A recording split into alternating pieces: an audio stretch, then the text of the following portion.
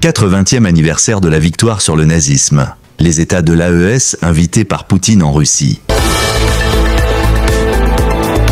Pour la première fois, aux côtés de l'armée russe, des troupes burkinabées participeront au défilé militaire du vendredi 9 mai 2025, marquant le 80e anniversaire de la capitulation de l'Allemagne nazie face aux forces alliées en 1945. Un geste hautement symbolique et une invitation stratégique de positionnement. Parmi les invités d'honneur figure le président burkinabé, le capitaine Ibrahim Traoré, arrivé ce jeudi 8 mai 2025, à Moscou. Accompagné de délégations du Niger et du Mali, il incarne l'émergence de l'Alliance des États du Sahel, AES, et un bloc régional ayant rompu officiellement avec le système france-africain parrainé par la France, l'ancienne puissance coloniale, pour se rapprocher de Moscou. Cette présence témoigne de la profondeur des liens entre nos nations, a déclaré un porte-parole du Kremlin. Le Burkina Faso, le Mali et le Niger, suspendus de la CEDEAO après les différents coups d'État, voient dans ce rapprochement avec Moscou un moyen de légitimer leurs régimes respectifs et de contrer l'influence occidentale. C'est pourquoi, en marge des cérémonies, des discussions bilatérales doivent aborder les livraisons d'armes russes au Sahel et les projets miniers,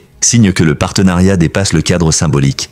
Ce 9 mai 2025, marquant le 80e anniversaire de la capitulation de l'Allemagne nazie, reste une symbolique pour la Russie et les pays issus de l'ex-Union soviétique. Traditionnellement célébrée par un défilé militaire sur la place Rouge, cette commémoration prend cette année une dimension géopolitique particulière dans un contexte de guerre en Ukraine et de recomposition des alliances internationales, entre héritage historique et tensions actuelles. Pour Vladimir Poutine, cette journée est l'occasion de rappeler le rôle central de l'URSS dans la défaite du Troisième Reich, un récit historique utilisé pour renforcer le patriotisme russe. Cependant, l'édition 2025 se déroule sous le signe d'une crise diplomatique aiguë. Alors que les relations entre Moscou et l'Occident restent exécrables en raison du conflit en Ukraine, la Russie a choisi de mettre en avant le soutien de nouveaux partenaires, notamment africains réunis au sein de l'AES. Ces trois pays, en proie à l'instabilité djihadiste et à des crises politiques, ont multiplié ces derniers mois les accords militaires et économiques avec la Russie.